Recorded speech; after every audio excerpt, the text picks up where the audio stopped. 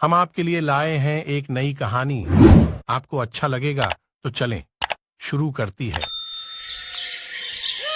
जबलपुर शहर में अनुपमा नाम की एक औरत अपनी बेटी रिया के साथ रहती थी। अनुपमा का पति उसे छोड़ किसी और औरत के साथ चला गया था। अनुपमा शहर में एक रेस्टोरेंट में खाना बनाने का काम करती थी। उसके हाथ का पिज्जा, समोसे, चाउमीन सब लोगों को बहुत पसंद आते थे। जो भी उस रेस्टोरेंट में आता वो अनुपमा के हाथ का पिज्जा और समोसे खाकर बहुत ही खुश होता। मल्होत्रा साहब, आपके यहाँ के पिज्जा और समोसे खाकर तो मजा ही आ गया। ऐसा क्या डालते हो उसमें? ये सब कमाल तो हमारे यहाँ की अनुपमा का है। ये दोनों चीजें वही बनाती है। ऐसे एक रोज उस रेस्टोरेंट में एक ग्राहक अपनी बेटी के साथ आता है और वो पिज्जा समोसे की डिमांड करते हैं। वेटर उनके लिए पिज्जा लेकर जाते हैं, लेकिन वो उसके लिए इनकार कर देते हैं। फिर समोसा लेकर जाते हैं तो वो भी लेने से इनकार कर देते हैं। वेटर समझ नहीं पाता कि आखिर उन्हें क्या चाहिए। वो आकर अनुपमा को ये बात बताते हैं। फिर अनुपमा ग्राहक के पास जाती है। माफ कीजिएगा सर, हम समझ नहीं पा रहे कि आप क्या खाना चाहते हैं। आप मुझे बताइए, मैं यहाँ शेफ का काम करती हूँ। अच्छा मैडम, वो एक बार हम मनाली घूमने गए थे तो वहाँ मेरी बेटी नेहा ने समोसा पिज्जा खाया था। समोसे के अंदर ही पिज्जा की स्टफिंग करके वो लोग समोसा पिज्जा बनाते हैं। नेहा को समोसा पिज्जा बड़ा पसंद आया था, इसीलिए वो यहाँ भी वही मांग रही है। आप बस मुझे 15 मिनट दीजिए, मैं अभी आती हूँ। कुछ ही देर में समोसे में पिज्जा की स्टफिंग भर के वो लाकर उन्हें देती है, जिसे खाकर वो बहुत ही खुश होते हैं। वाह पापा, ये तो बहुत ही अच्छा है, मजा आ गया। ये तो उस मनाली वाले से भी बहुत अच्छा है। सचमुच मल्होत्रा सर, आपके शेफ ने तो कमाल ही कर दिया। उस दिन के बाद से उस रेस्टोरेंट में एक डिश और बढ़ गई। अब तो समोसा पिज्जा की वजह से वो रेस्टोरेंट भी ज्यादा फेमस हो गया। अब तो लोग दूर दूर से अनुपमा के हाथ का समोसा पिज्जा खाने आते। खुश होकर मालिक ने अनुपमा की तनख्वाह भी बढ़ा दी। इसी खुशी में अनुपमा रिया के लिए नए कपड़े खरीद कर लाई। वाह माँ, ये तो बहुत ही सुंदर फ्रॉक है। इस बार मेले में मैं यही पहन कर जाऊंगी। हाँ मेरी बच्ची, देखना तुम इसमें बहुत सुंदर लगोगी। लेकिन उसी रेस्टोरेंट में एक रजनी नाम की लड़की काम करती थी। रेस्टोरेंट में सब अनुपमा की तारीफ करते थे। ये देख रजनी उससे काफी जलने लगती है। जिसे देखो सब इसी के गुण गाते रहते हैं, लेकिन मैं इसे यहाँ से निकलवा कर ही रहूंगी। एक रोज जब अनुपमा पिज्जा समोसे की स्टफिंग बना रही होती है, तभी उसका फोन आ जाता है। इतने में ही रजनी पीछे से दवा उस स्टफिंग में मिला देती है। फिर अनुपमा उनसे पिज्जा समोसा बनाकर तैयार कर लेती है और जब ग्राहक को वो खाने को देती है तो उसे खून की उल्टियाँ होने लगती हैं। ये देख उस आदमी की पत्नी रेस्टोरेंट के मालिक को बुलाती है। ये देखिए, आपका ये समोसा पिज्जा खाते ही मेरे पति को खून की उल्टियाँ हो रही हैं। अगर मेरे पति को कुछ भी हुआ ना तो मैं तुम्हें छोड़ूंगी नहीं और जेल की हवा खिला कर रहूंगी, साथ ही इस रेस्टोरेंट को भी बंद करवा कर रहूंगी। नहीं नहीं, ऐसा मत कीजिए, मैं अभी से यहाँ से निकाल देता हूँ और आपके हस्बैंड को अस्पताल लेकर चलता हूँ, इन्हें कुछ नहीं होगा। नहीं सर, लेकिन मैंने कुछ नहीं किया। मल्होत्रा अनुपमा को काम से निकाल देता है। ये देख रजनी बहुत खुश होती है। उधर अगले दिन से अनुपमा कई होटल और रेस्टोरेंट में जाती है, लेकिन उसकी कहानी सुनकर कोई उसे काम नहीं देता। इस शहर में तो मुझे कोई काम ही नहीं दे रहा, साथ ही बचत भी कम ही बची है। अब मैं क्या करूं? मुझे लगता है मुझे अपने गांव चले जाना चाहिए। अनुपमा रिया के साथ अपने गांव आ जाती है। गांव में वो अपने पुराने घर में रहने लगती है। घर में सफाई करते वक्त उसकी नजर घर के पीछे रखे एक ठेले पर जाती है, जो उसके पिता का था, जिसमें वो समोसे बनाकर बेचा करते थे। माँ, ये तो नाना का ठेला है ना? हाँ बेटी, इसमें बाबा समोसे बनाकर बेचा करते थे। तो माँ, आप भी तो कितना अच्छा समोसा पिज्जा बनाती थी। अब आप इस ठेले पर वो बनाकर बेचना शुरू करो। अरे वाह, ये आइडिया तो बहुत अच्छा है, मुझे क्यों नहीं आया? अनुपमा ने नौकरी करके कुछ बचत की थी, जिनसे वो राशन पानी लाती है, साथ ही समोसा पिज्जा बनाने के लिए जरूरी सामान भी लाती है। फिर अगले दिन सुबह जल्दी उठकर समोसे पिज्जा बनाती है और ठेले पर लगाकर उन्हें बेचना शुरू कर देती है। तभी उसके पास उस गाँव का मुखिया आता है। अनुपमा बेटी, ये ठेला तो तुम्हारे पिता मनोहर का है ना? वो तो इसमें समोसे बनाकर बेचते थे, लेकिन आखिर तुम इसमें क्या बनाकर बेच रही हो? काका, ये भी समोसे है, लेकिन ये आज के जमाने के समोसे है। अच्छा, फिर एक चखाना तो। अनुपमा उन्हें पिज्जा समोसा देती है। वाह वाह, लाजवाब, क्या स्वाद है। वाह बिटिया, हमने तो कभी सोचा ही नहीं था कि ये इतने अच्छे होंगे। मुझे 2 और दे दो। वैसे कितने का है एक? सिर्फ 20 रुपए का काका।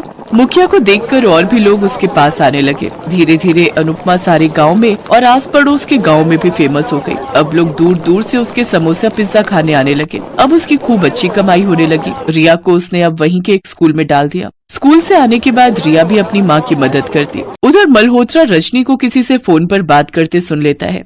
वो उसकी सारी बात अपने फोन में रिकॉर्ड कर लेता है। अच्छा किया जो मैंने उस अनुपमा को यहाँ से निकलवा दिया, जिसे देखो उसी के गुण गाता रहता। वो अनुपमा कितनी बुद्धू निकली, उसके पिज्जा समोसे में दवाई मिलाई मैंने और नाम लगाया उस अनुपमा पर और उसे यहाँ से निकाल कर बाहर किया। अच्छा तो ये सब तुम्हारा किया तरह है, अब देखो मैं क्या करता हूँ। मल्होत्रा वो वीडियो YouTube पर डाल देता है। रातों रात ये बात सोशल मीडिया पर फैल जाती है। रजनी को काम से निकाल दिया जाता है और अब उसे कहीं कोई नौकरी नहीं मिलती। कुछ दिन बाद मल्होत्रा अनुपमा को ढूंढता हुआ उस गांव आ जाता है और उसे अपने साथ रेस्टोरेंट में काम करने की बात कहता है, लेकिन अनुपमा उसे कहती है, नहीं साहब, अब मैं इसी गाँव में रहकर अपना काम ही करूंगी, जो सुकून यहाँ है वो कहीं नहीं। ठीक है अनुपमा, जैसा तुम्हें ठीक लगे, लेकिन मेरे रेस्टोरेंट के दरवाजे हमेशा तुम्हारे लिए खुले रहेंगे। कुछ ही समय बाद अनुपमा और भी ज्यादा तरक्की करने लगी और अब उसने गांव में ही खुद का एक बड़ा रेस्टोरेंट खोल लिया, जहां दूर दूर से उसके पास ग्राहक आने लगे। अब वो दिन दुगनी रात चौगुनी तरक्की करने लगी। उसने अब अपना बड़ा घर बना लिया और अपनी बेटी के साथ खुशी खुशी रहने लगी। मुन्नी अपने 5 साल के भाई के साथ रेलवे स्टेशन पर टॉफी बेचा करती थी, पर वहां पर उसका व्यापार कुछ ठीक से नहीं चल रहा था, इसलिए वो फिर से सड़क पर ही टॉफी बेचने लगी। थोड़ी दूरी पर एक पिज्जा के ठेले पर बहुत सारे लोग पिज्जा खा रहे थे। मुन्नी ने ये देखकर, भला यहाँ इतने सारे लोग बैठकर क्या खा रहे हैं, ये क्या है, ये सोचकर मुन्नी उससे पिज्जा खरीदकर खाने लगी। उसे वो बहुत स्वादिष्ट लगा। अरे वाह, ये तो बहुत स्वादिष्ट है, ना जाने इसे कैसे बनाते हैं। ऐसा सोचते हुए अपने भाई को भी खिलाकर वो वहां से घर चली जाती है। अगली सुबह भाई ने अपनी बहन से खाना मांगा, तब मुन्नी उससे कहती है, रुक जा मेरे भाई, तेरे लिए ही तो खाना बना रही हूँ। फिर उसने अपने भाई को खाना खिलाया और खाते खाते सोचने लगी, मुझे जल्द से जल्द कोई और काम ढूंढना होगा, इस काम से तो कोई फायदा नहीं हो रहा, कुछ करना होगा। वो ये सोच ही रही थी कि अचानक उसे कल खाया हुआ पिज्जा याद आया। मुझे ये पता लगाना होगा कि वो कैसे बनाते हैं और मुझे खुद बनाना होगा। वो ये सोचकर भाई को साथ में लेती है और पिज्जा बनाने वाले के पास जाती है। अंकल, आप ये पिज्जा कैसे बनाते हो, मुझे बताओगे आप? अगर मेरी मदद करोगे तो मैं भी बनाकर बेचना चाहती हूँ। उसके ऐसा पूछने पर आदमी ने कहा, अच्छा, तो तुम मेरी बराबरी करना चाहती हो? सुबह सुबह दिमाग खराब करके रखा है, जाओ यहाँ से।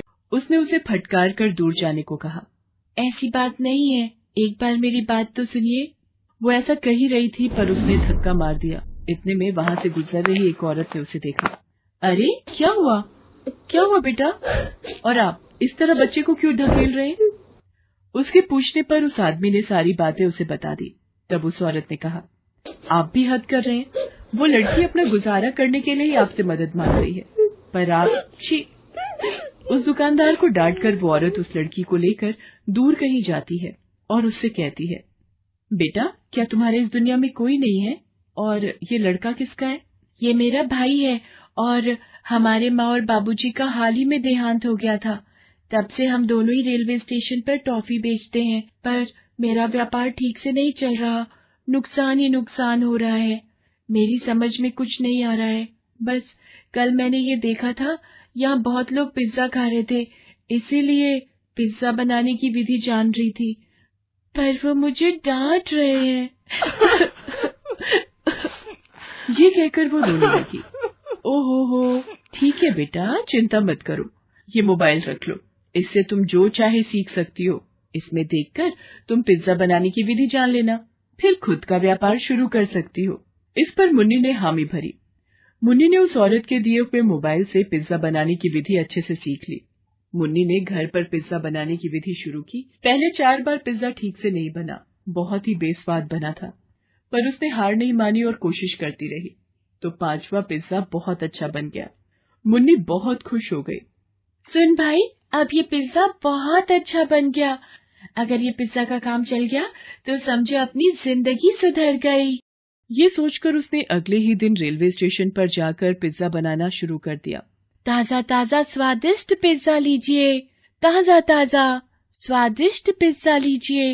इस तरह आवाज देकर वो लोगों को पिज्जा बेचने लगी। बहुत कम दाम में बेच रही थी, इसलिए कई लोग आकर पिज्जा खरीद रहे थे। बहुत ही कम समय में सारे पिज्जा बिक जाने की वजह से वो घर जल्दी लौटी। भगवान जी, आज मुझे पूरे 1000 रुपए का फायदा हुआ, हर दिन ऐसे ही मुझ पर अपनी कृपा करना। इस तरह हर रोज पिज्जा के जरिए बहुत पैसे कमाने लगी। कुछ ही दिनों में उसने रेलवे स्टेशन पर एक छोटी सी दुकान जमा ली, जहां पर वो पिज्जा का व्यापार कर रही थी। उसका पिज्जा का व्यापार दिन दुगनी रात चौगुनी हो रहा था। इन सब के पीछे उस औरत का हाथ था। ये सोचती हुई वो घर लौटी। अपने माता पिता की तस्वीर के सामने खड़े होकर उसने, माँ बाबूजी, आप दोनों के बिना हमारी जिंदगी एकदम दुर्बल हो गई है। आज हम 3 वक्त की रोटी खा पा रहे हैं तो इन सब के पीछे उस औरत का हाथ है। उनका उपकार मैं कभी नहीं भूल सकती। जो जहां भी रहे खुश रहें, ऐसा आशीर्वाद आप उन्हें देते रहना, क्योंकि आपके बच्चों की खुशी का कारण वही है, और साथ ही साथ हमें भी आशीर्वाद दीजिए। इतने में पिज्जा का व्यापार करने वाला वो आदमी घर आ जाता है। ए लड़की, आज के बाद तू पिज्जा का व्यापार नहीं करेगी, और अगर ऐसा किया ना तो तुझे और तेरे भाई को मार दूंगा। क्यों भला? मैं आपकी बराबरी में ठेला थोड़ी लगाती हूँ। मैं तो रेलवे स्टेशन पर पिज्जा बेचती हूँ। तुमने वहां पर शुरू किया है, इसीलिए तो कोई मेरे पास से पिज्जा नहीं खरीद रहा है। इतने में मुन्नी की सहायता करने वाली वो औरत भी वहां पर आई। तुम ऐसा ही कुछ दुस्साहस करोगे, ये मैं जानती थी, इसीलिए मैं मुन्नी पर हमेशा नजर रख रही थी। तेरा कहा मैंने सब रिकॉर्ड कर लिया है, पुलिस को इसका सबूत दे दूंगी। अरे नहीं नहीं, ऐसा कुछ मत करना, मैं कुछ नहीं करूंगा, मैं जा रहा हूँ। ऐसा कहकर घबरा कर वो वहां से भाग गया। मुन्नी रोते हुए उस औरत के गले से लग जाती है। बेटा, तुम्हें घबराने की कोई जरूरत नहीं। तुम्हें जब भी जरूरत हो मैं यहीं पास में रहती हूँ और सब ठीक हो जाएगा। मैं जानती हूँ तुम्हारा बड़ा नाम है। इस तरह उस औरत ने धीरज दिया। मुन्नी बहुत खुश हुई। जैसे उसने कहा था, सच में मुन्नी का बहुत अच्छा नाम हुआ। इतनी छोटी उम्र में पिज्जा का व्यापार करने वाली ये एक लड़की थी, इसलिए न्यूज में भी उसका नाम आ रहा था। मुन्नी इन सब से बहुत खुश हो रही थी। उसे आगे बढ़ता देख उस औरत को भी बहुत खुशी मिली। इस तरह मुन्नी को उसकी मेहनत का फल मिल गया।